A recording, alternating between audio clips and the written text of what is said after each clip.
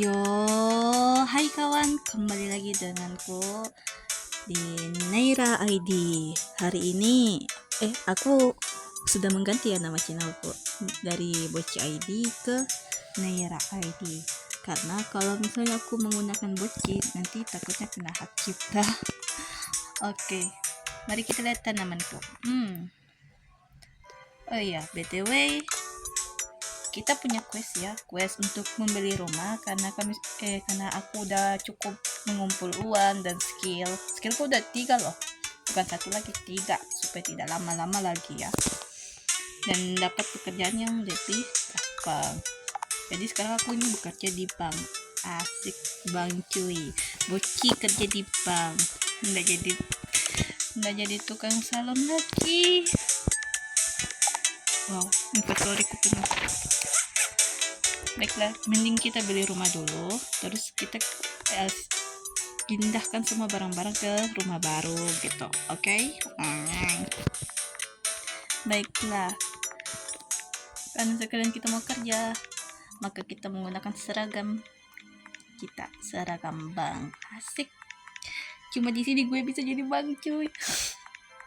BTW gue lama upload karena ya urusan real life ku banyak, jadi gue jarang upload dan masalah memori juga, dan di sini ini banyak update nya loh, jadinya aku agak telat upload gara-gara nungguin update di sini gitu, sekalian gitu lihat update terbaru.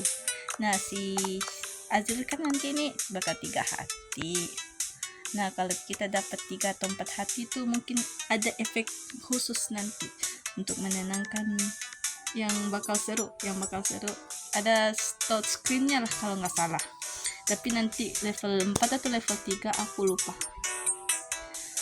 Well, kita beli rumah dulu. Sudah beli rumah, kita kasih nih hatinya Azril dan kita bakal pergi dating. Asik. Kita ngobrol sama Indra. Kak Indra. Halo Boci. Kak Indra, aku mau bayar uang DP tapi ndak pakai persik ya. Enggak canda. Boleh Boci. Menyerahkan amplop. Pluk. Ini uangnya Kak. Indra mengeluarkan uang dari amplop yang kuberikan dan menghitung jumlah nominalnya. 1.000 ya. Oke, nominalnya sudah cukup.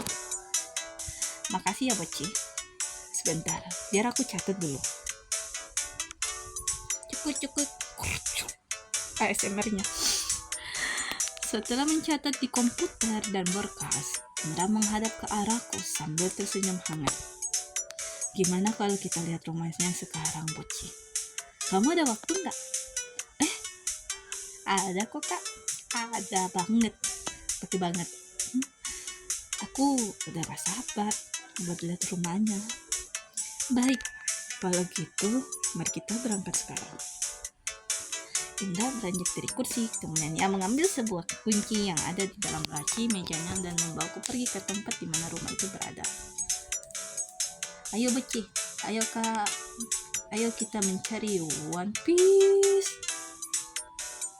Cuma mencari rumah ya. Akhirnya aku dan Indra tiba di area 3, tempat di mana rumah itu berada.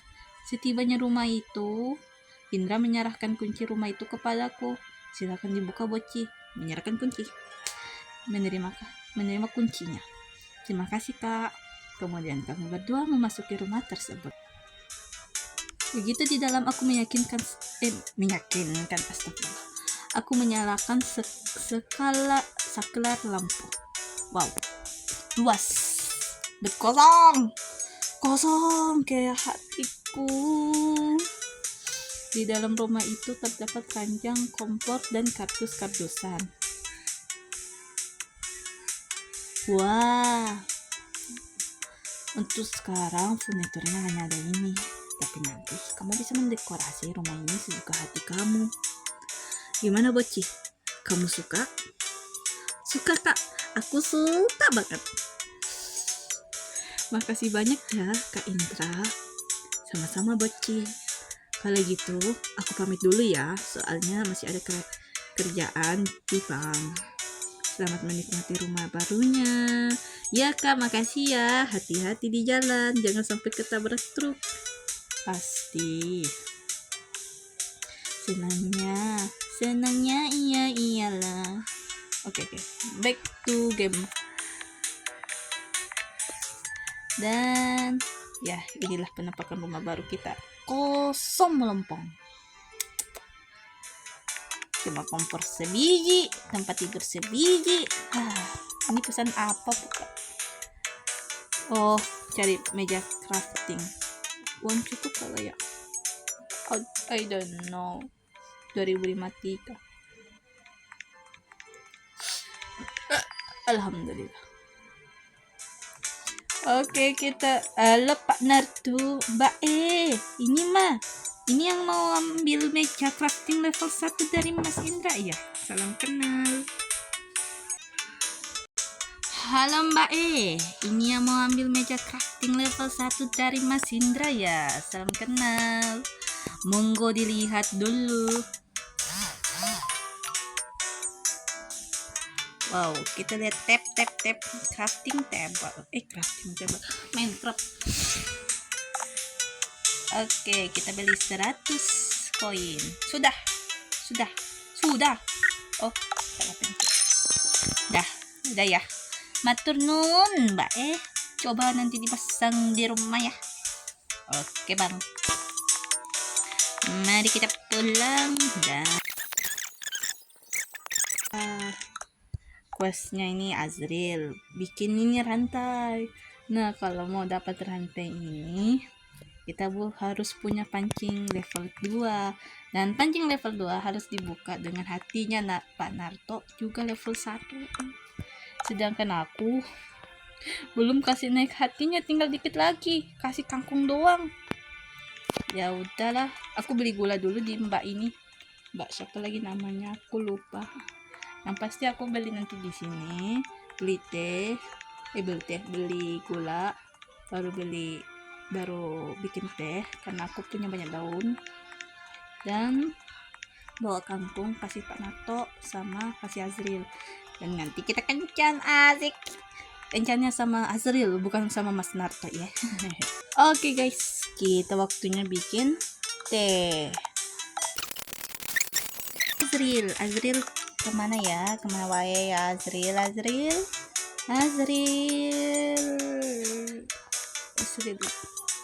Azrilnya ada di warteg. Oh, dekat sama rumah mama. Nah, ini dia. Anak. Nah, hilang. Lah. Kita maunya besok pula. Sebelnya aku.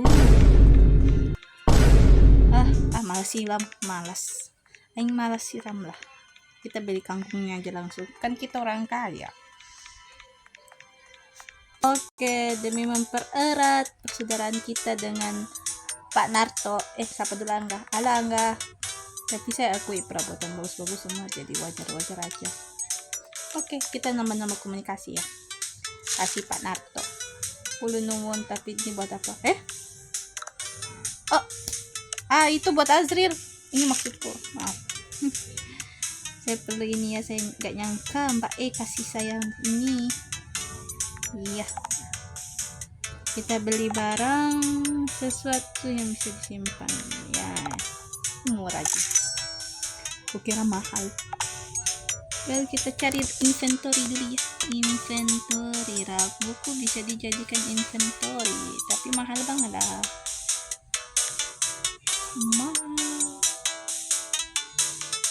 Well, ini kayak kelihatan untuk ke dapur, jadi saya beli.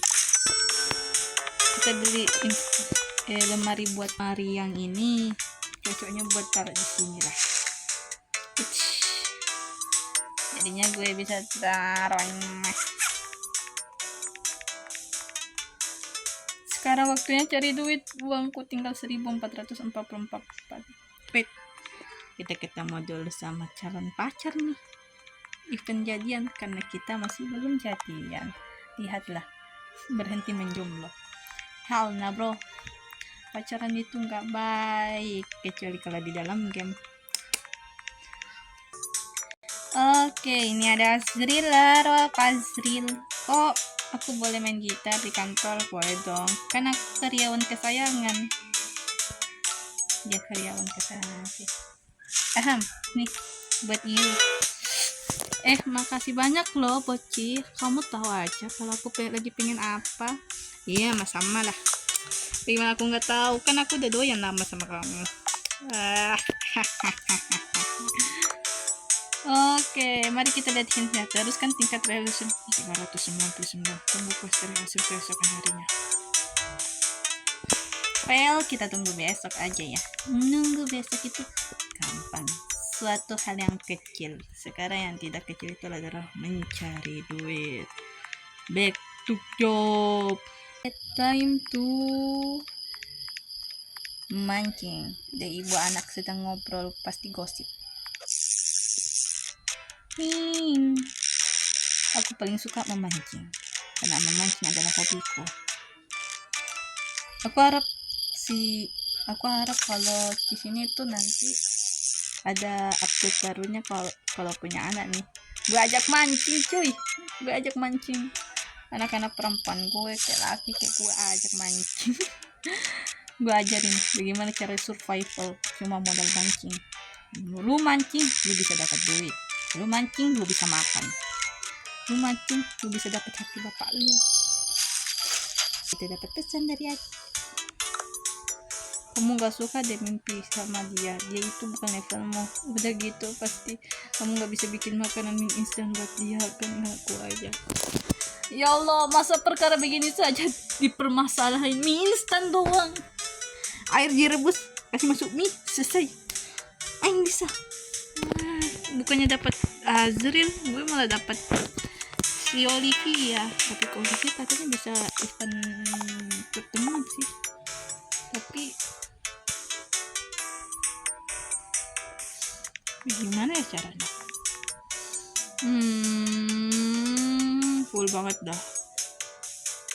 Apa yang bagus yang buang? Kalau pancing Aing nggak mau buang karena siapa tahu aku disuruh mancing ikan level 1. Kali ini aja aku simpan, ini aku buang. Sudah. BTW mau siram tanaman. Pemain pasti udah jadi belum pi.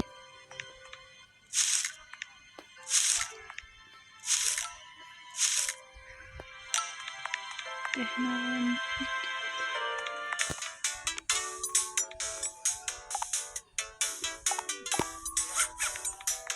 Instan mah hal kecil cuy.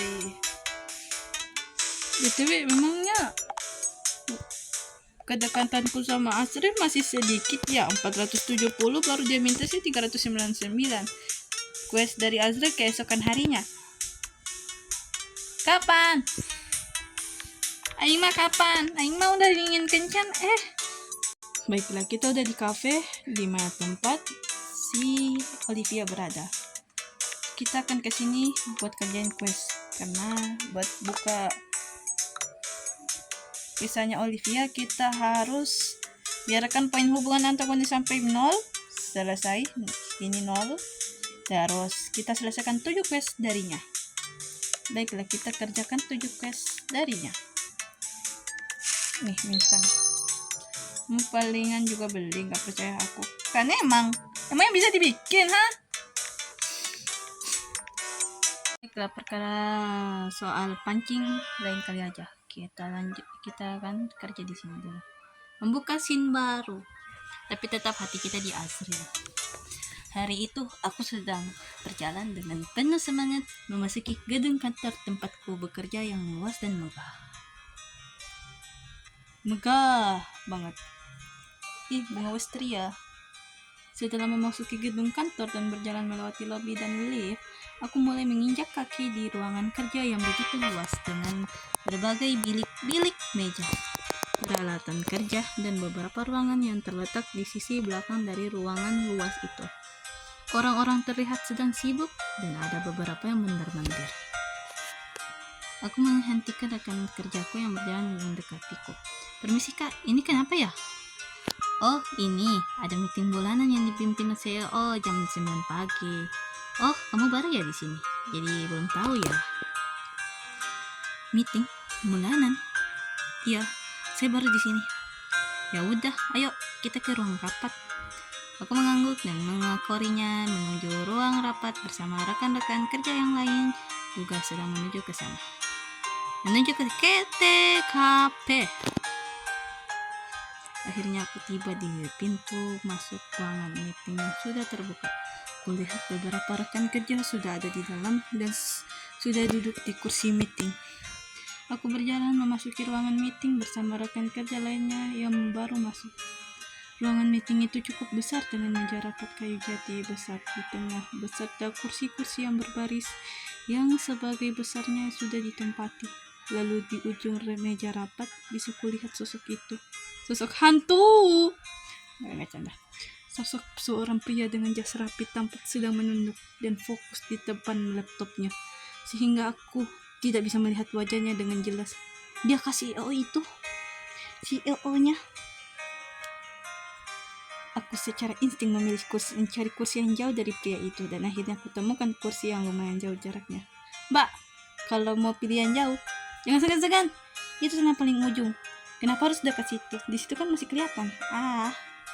Aku pun duduk dengan rapi sambil menatap ke arah CEO itu yang masih sibuk menatap laptop yang tertunduk. Hei, kamu orang baru di sini. Belum pernah ketemu dia ya? Bisiknya. Rekan kerjaku membayarkan lamunanku. Dia si CEO kita, Pak Kenan. Hati-hati, orangnya galak.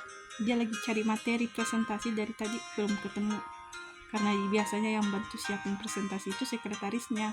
Tapi kamu tahu nggak, sekretarisnya itu baru aja dipecat. Kenapa? Padahal cuma kesalahan kecil menurutku, tapi Pak Kenan terlalu disiplin dan nggak bisa ditoleransikan. Kesalahan sekretarisnya. Mana pecatnya sambil bentak-bentak lagi. Dia sampai keluar ruangan sambil menangis-nangis terisak-isak. Kasihan tahu. Aku sampai nggak tega liatnya.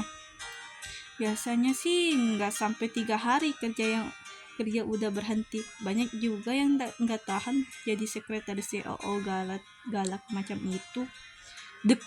Ternyata CEO di tempatku bekerja sekejam itu ya. Untung aja aku bukan sekretarisnya. Aku cuma staf biasa dan cukup jaga jarak saja. Aku pun menghela nafas dan lega. Padahal ganteng tapi galak. Serem. Menunjuk CEO Kenan dengan dagunya. Aku menatap CEO itu yang masih tertunduk, tapi aku belum tahu apa dia beneran ganteng atau enggak ya.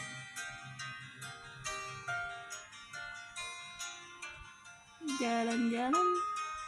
Setelah semua bangku terisi, tak lama kulihat CEO Kenan sepertinya sudah berhasil menemukan file yang dimaksud, lalu ia beranjak berdiri.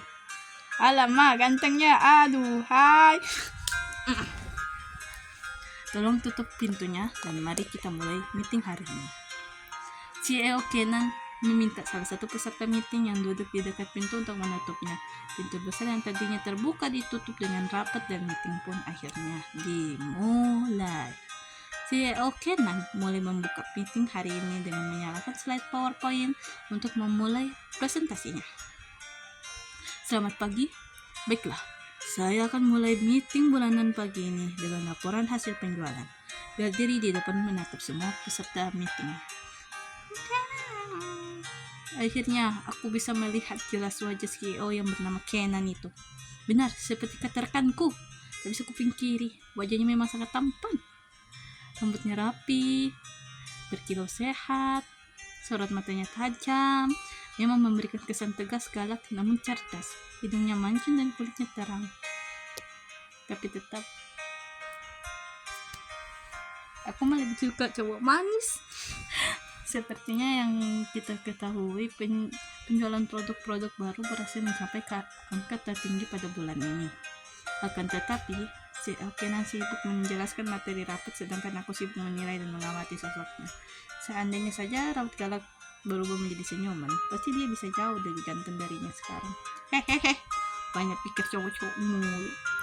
Kuperhatikan juga baju jas dan jam tangannya sepertinya mahal dan eksklusif.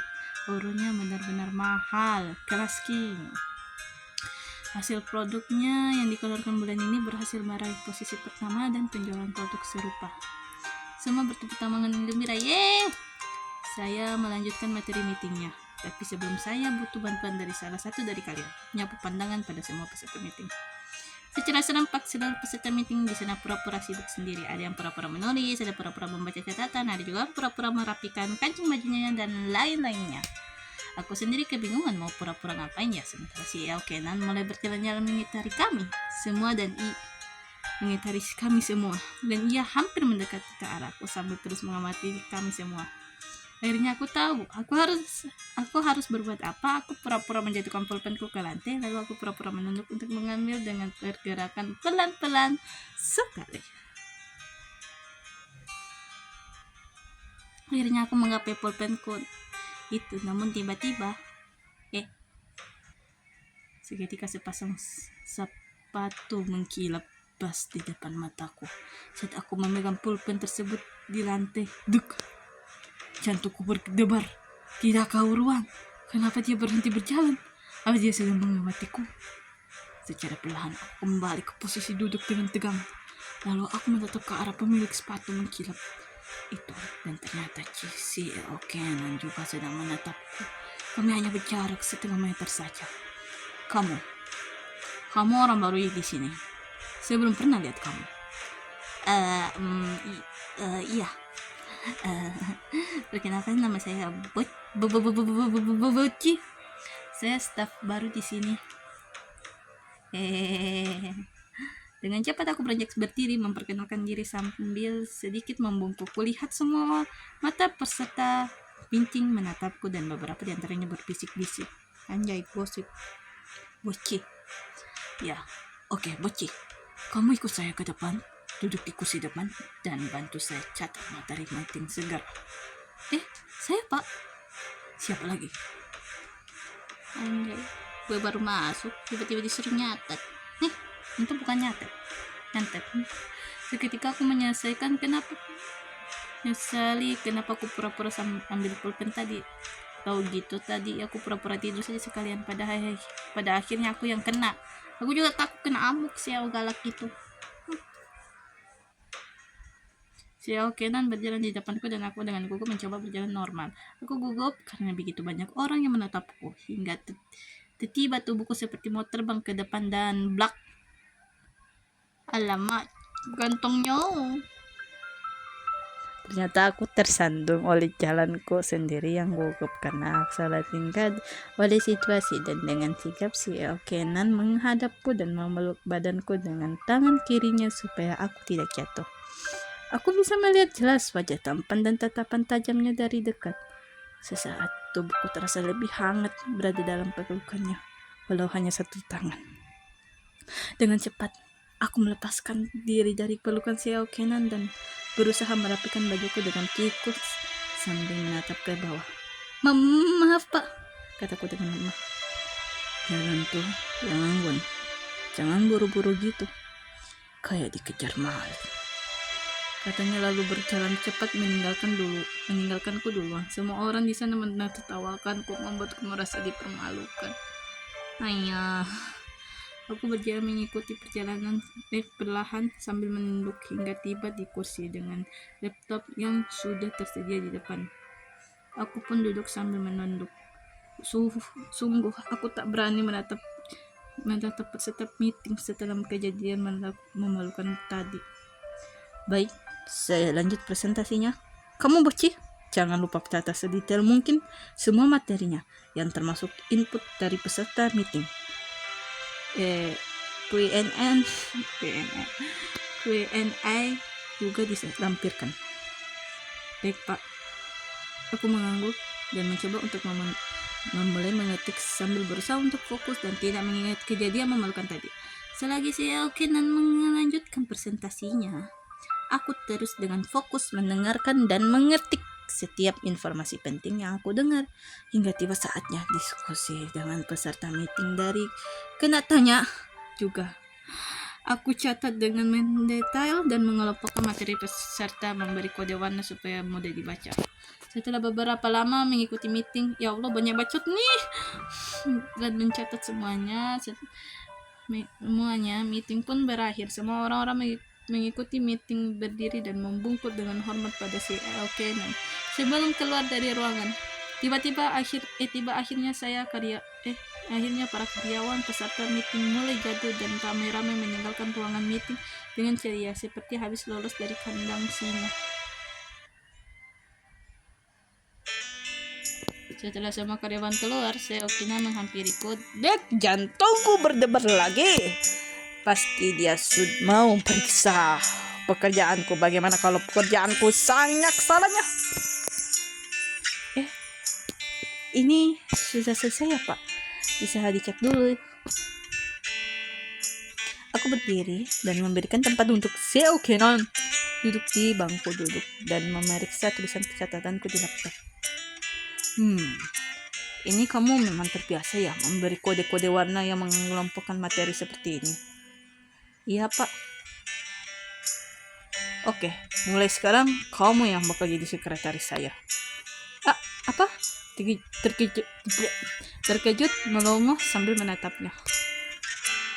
Kenan mengambil sebuah catatan dan menyiapkan catatan itu. Aku meraih catatan itu tanpa sengaja dan tanganku bersentuhan dengan tangannya. Alamak, sentuhan ya. Aku dapat merasakan tangannya yang begitu lembut dan jemarinya bertemu dengan jariku tanpa disengaja membuat pipiku memerah ketika sedikit merona. Tatapannya yang tajam terlihat menusuk seolah menembus jiwaku. Tapi wajahnya yang tampan membuatku salah fokus. Kamu tidak dengar? Kamu jadi sekretaris saya mulai sekarang. Ucapnya membuyarkanku dan aku kembali tersadar ke realita. Iya, Pak. Mana ini suaranya ini? Tak lama Kenan menyerahkan padaku sebuah buku dan kertas. Dalam buku itu ada beberapa hal penting yang kamu harus pelajari. Tapi ini yang harus kamu catat. Daftar nama klien, jadwal makan, jadwal kegiatan, dan jenis makanan apa yang harus dihindari. Semua ada di situ. Saya tidak akan bilang 2 kali. Kapanpun saya butuh, kamu harus selalu siap sebagai sekretaris saya. Tak peduli kamu sedang ngapain di luar sana, begitu saya panggil, kamu harus selalu siap. Jadi kalau kalau Anda panggil, lu langsung kita simpan aja. Iya, Pak Kenan. Dengarkan baik-baik. Saya tidak biasa makan makanan yang sembarangan.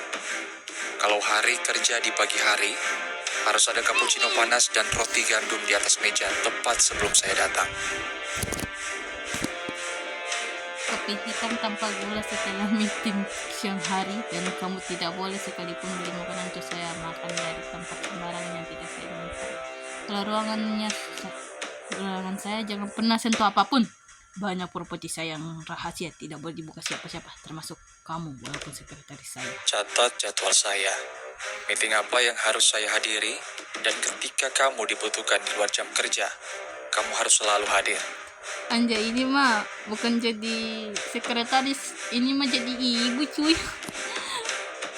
Kamu catat setiap ucapan dari CL di buku catatan dan menggaris bawahi larangan. Jangan sampai ada yang salah. Iya ya.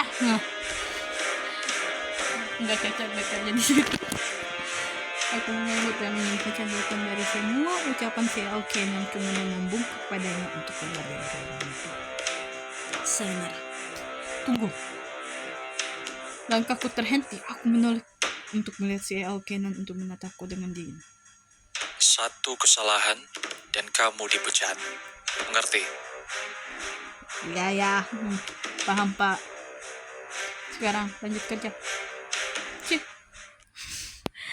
Ya Allah. Kayaknya aku bakal gitu kah atau tidak. Aku bergegas berjalan keluar dari ruangan meeting dan mulai hariku bekerja menjadi sekretaris pribadi CL Kenan. Tamat. Anjay, storynya lama cuy. Memakan waktu 15 menit. Udah, kayaknya aku bakal banget skip tuh.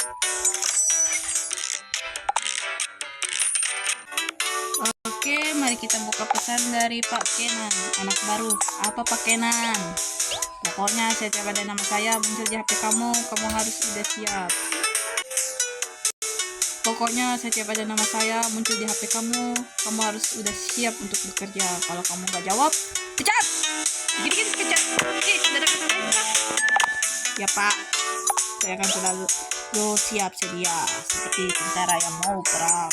Nah, oke, mari kita buat kerajinan. Ember, gunting, gergaji, ember. Oke, ember, gunting, gergaji, ember. Yeta. Alamat. Kuas, ember, gunting, ember. Kuas, ember, gunting, ember. Yeta. Selesai. Mari kita buat lagi. Oh, belum ya. Alamak, komponen logamnya pula. Oke, sekian dari video saya guys ya. Dan mohon maaf gue banyak yapping. Dan cukup kita cuma membeli rumah sama lihat Canon. Kita nggak bisa dating dulu sama Azril untuk tahu kenapa. Jadi kita belum selesaikan questnya. Jadi ya sekian dari saya. Terima kasih. Sampai jumpa ya kawan. Bye bye.